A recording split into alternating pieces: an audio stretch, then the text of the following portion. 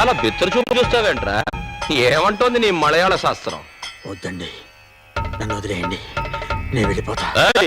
కూర్చోరా. చెప్పకుండా పోయావో చంపకుండా వదలను. శాస్త్రం ఒక్కోసారి ఒక్కో రకంగా చెప్పయ్యా.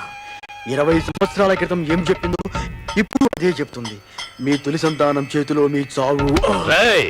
ఆ నా కొడుకు పుట్టగానే ఆసుపత్రిలో చచ్చాడు కదరా? లేదయ్యా, వాడు చావటానికి వీల్లేదు, బతికే ఉన్నాడు.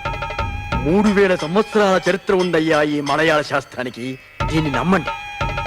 మీకు గుర్తుందా, ఆ రోజే చెప్పాను, వచ్చే అమావాస్యలోగా మీ నాన్నగారు చనిపోతారు అని. అదే నిజమైంది. ఇప్పుడు ఇది నిజమవుతుంది.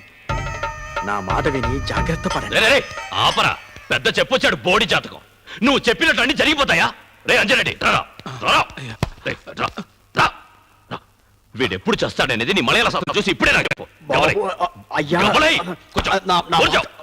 వీడెప్పుడు చేస్తాడో చెప్పు.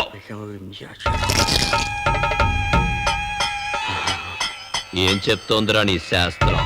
వీడికి 80 ఏళ్ల ఆయుష్, ఇప్పట్లో చావు లేదు అని శాస్త్రం చెప్తోంది. అలాగా?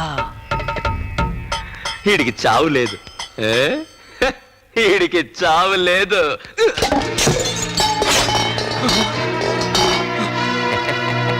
నీకు చావు లేదట్రా?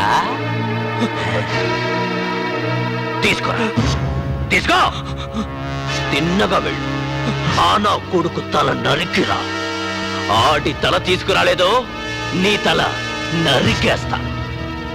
ఎరా, భయంగా ఉందా?